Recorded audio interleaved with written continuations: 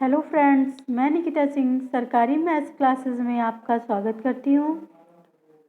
Friends, मैं SSC GD वालों को हिंदी का प्रैक्टिस सेट करा रही हूँ। कल भी मैंने कराया था। आई होप आप लोग को पसंद आई होगी वीडियो मेरी।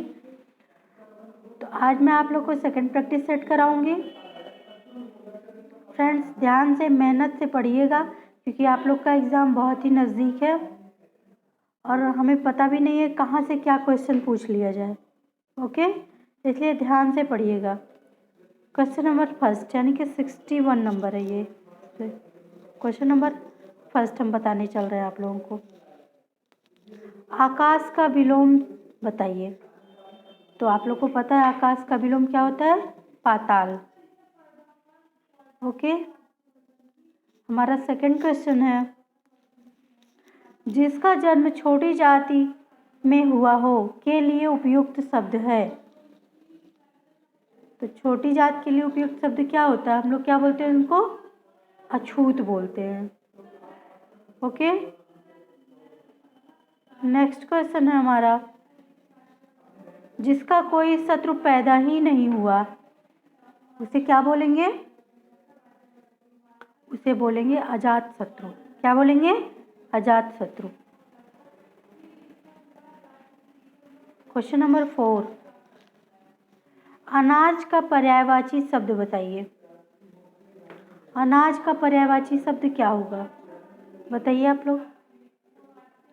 अनाज का पर्यायवाची शब्द होगा शस्य। ओके, क्वेश्चन नंबर 65, कल्प वृक्ष का पर्यायवाची बताइए आप लोग। कल्प वृक्ष का पर्यायवाची क्या होगा? इसे पारिजात भी कहेंगे, इसे देव वृक्ष भी कहेंगे, इसे कल्पत्रु भी कहेंगे। इसका मतलब option D is the right answer. Okay, sorry. Next है हमारा क्वेश्चन नंबर 6, निम्नलिखित में से शुद्ध वर्तनी वाला शब्द कौन सा है? तो बताइए इसमें से शुद्ध कौन सा शब्द लिखा गया है?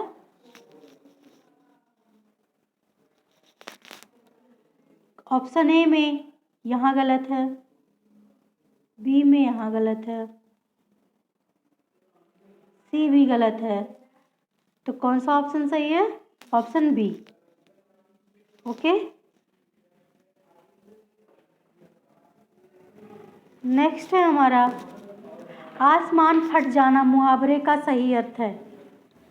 आप लोग बताइए। आसमान फट जाना, तो ऑप्शन ए असंभव काम होना, ये भी नहीं होगा। बहुत शोर करना, ये भी नहीं होगा। चुगली करना, ये भी नहीं होगा। क्या होगा? अचानक आफत आ पड़ना, मतलब आसमान फट जाना। ओके, नेक्स्ट क्वेश्चन है हमारा 8 क्वेश्चन, डैश ना हो तो प्रकाश को कौन पूछे। रिक्त स्थान हेतु तो उचित विकल्प चुनिए।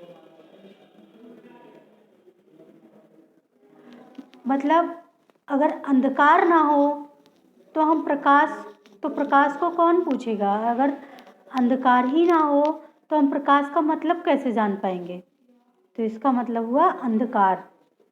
ओके, नेक्स्ट क्वेश्चन है, क्वेश्चन नंबर 69 है 9, उत्साह वास्तव में डैश और डैश की मिली जुली अनुभूति है।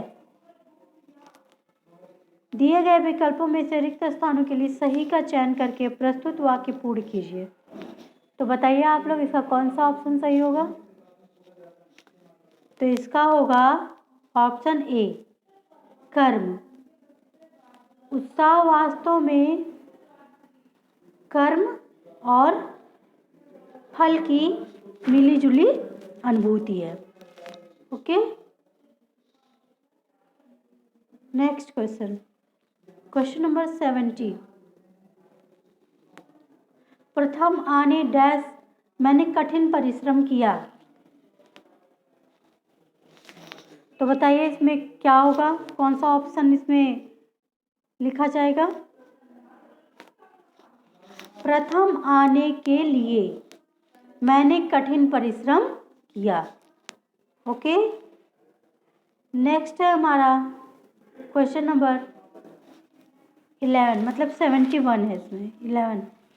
उद्देश्य में कर्ता के साथ और क्या रहता है? बताइए आप लोग, उद्देश्य में कर्ता के साथ क्या रहता है?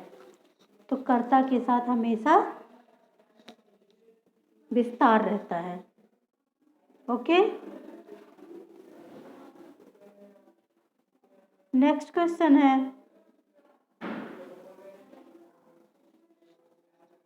निम्नलिखित वाक्य को सरल वाक्य में परिवर्तित कीजिए। उसने कहा कि मैं विदेशी हूँ। उसने कहा कि मैं विदेशी हूँ। बताइए इसमें कौन सा ऑप्शन करेक्ट होगा?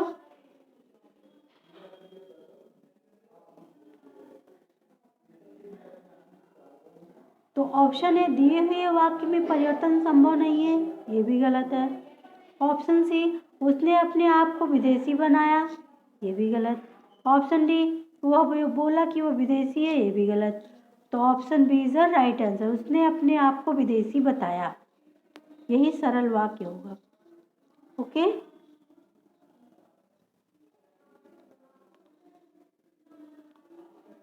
नेक्स्ट है संधि कितने प्रकार की होती है? तो आप लोग को इतना तो पता ही होगा कि संधि कितनी प्रकार की होती है। तो संधि कितने प्रकार की होती है बताइए? 3 प्रकार की होती है। स्वर संधि,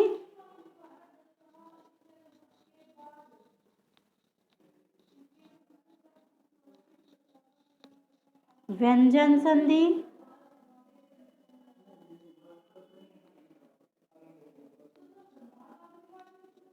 और लास्ट क्या होता है हमारा?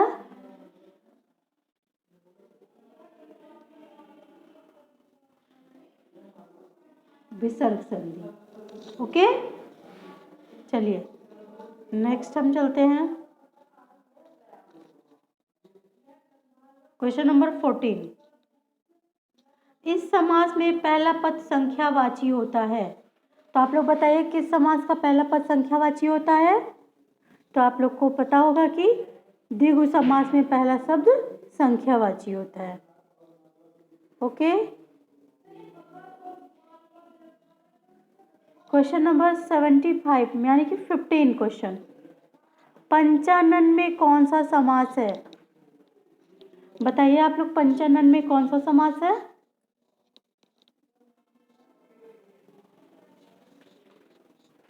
बताइए जल्दी से, पंचानन में कौन सा समास है?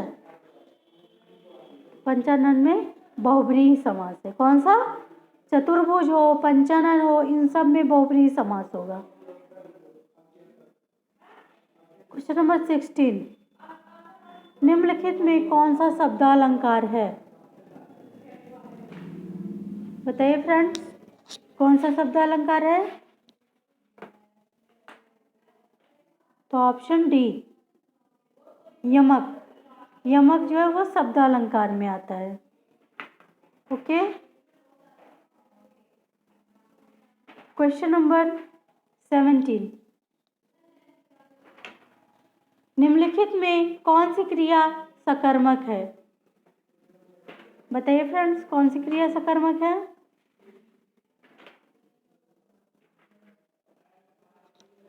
तो लिखना, ऑप्शन बी, लिखना एक सकर्मक क्रिया है।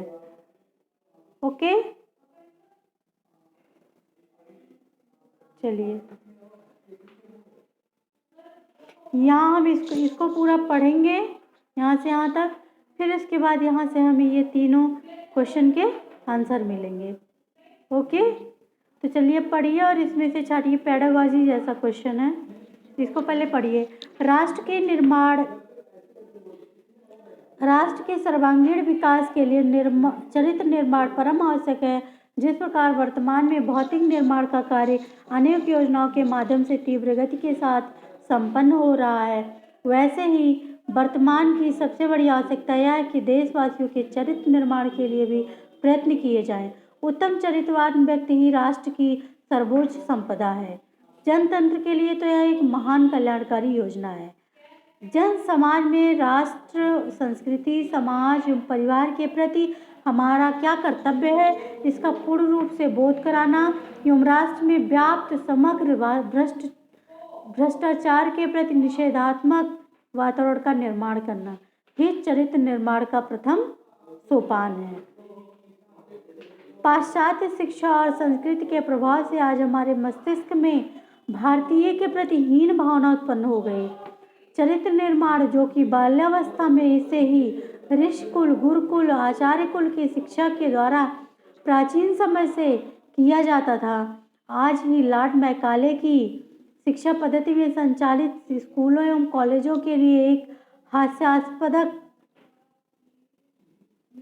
विषय बन गया है। आज यदि कोई पुरातन संस्कारी विद्यार्थी संध्या वंदन या शिखा सूत्र रखकर भारतीय संस्कृति में जीवन बिताता है तो अन्य छात्र उसे बुद्धू या प्रगतिशील कहकर उसका मजाक उड़ाते हैं। आज हम अपने भारतीय आदर्शों का परित्याग करके पश्चिमी के अंधानुकरण को ही प्रगति मान बैठे हैं। इसका घातक परिणाम चरित्र दोष के रूप में आज देश में सर्वत्र दृष्टिगोचर हो रहा है। इसका मतलब है कि हम अंग्रेजों की तरह होते चले जा रहे हैं। हम अपनी संस्कृति और अपने गौरव को देखकर हमें चलना चाहिए, ना कि हमें दूसरे देशों की तरह होना चाहिए। ओके, तो चलिए हमारा पहला क्वेश्चन है, चरित्र निर्माण की परम आवश्यकता है। ऑप्शन ए, समाजोपयोगी कार्य के लिए, राष्ट्र के सर्वांगीण विकास के लिए, राष्ट्र की योजनाओं के संचालन के लिए या मानव मात्र की कल्याण के लिए। बताइए फ्रेंड्स, इसमें पढ़िए पहले और बताइए कि चरित्र निर्माण की परम आवश्यकता है किसके लिए। तो चरित्र निर्माण राष्ट्र के सर्वांगीण विकास के लिए चरित्र निर्माण परम आवश्यकता है। तो इसमें देखिए कौन सा ऑप्शन है ये, option second, option number second, राष्ट्र के सर्वांगीण विकास के लिए। चलिए हम नेक्स्ट क्वेश्चन पे चलते हैं। जनतंत्र के लिए लाभकारी हो सकता है निष्ठावान श्रमिक, धनवान श्रमिक, उत्तम चरित्रवान व्यक्ति या शक्तिशाली सिपाही। तो जनतंत्र के लिए लाभकारी हो सकती है, देखिए यहाँ पे है, उत्तम चरित्रवान व्यक्ति ही राष्ट्र की सर्वोच्च संपदा जो जनतंत्र के लिए महान कल्याणकारी हो सकता है। ठीक है ना, उत्तम चरित्रवान व्यक्ति। ओके, तो बताइए इसमें से कहाँ उत्तम चरित्रवान व्यक्ति, ऑप्शन नंबर थर्ड यानी कि सी, उत्तम चरित्रवान व्यक्ति। चलिए नेक्स्ट क्वेश्चन है हमारा, उन्नत राष्ट्र के लिए विकास का प्रथम सोपान है। ऑप्शन ए, भ्रष्टाचार के प्रति निषेधात्मक वातावरण, ऑप्शन बी, जनता में सांप्रदायिक सद्भावना, राजनीति के कुशल दांवपेच या चरित्र निर्माण के लिए शैक्षिक वातावरण। तो बताइए उन्नत राष्ट्र के लिए विकास का प्रथम सोपान क्या है, कमेंट कीजिए, बताइए आप लोग। उत्तम राष्ट्र के लिए विकास का प्रथम सोपान, चलिए पढ़िए।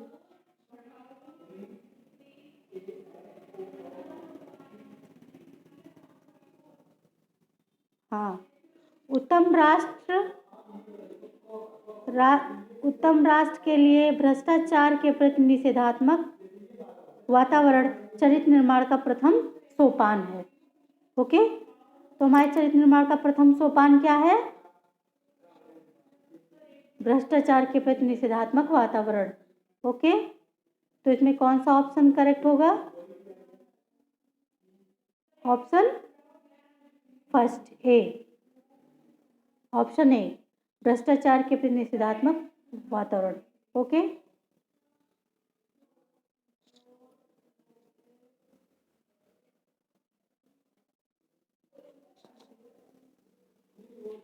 सॉरी फ्रेंड्स,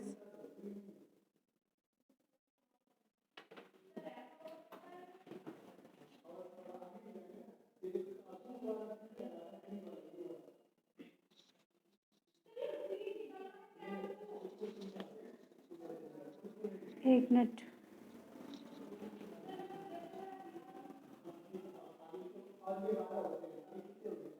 हाँ, भ्रष्टाचार के प्रति निषेधात्मक वातावरण। ओके,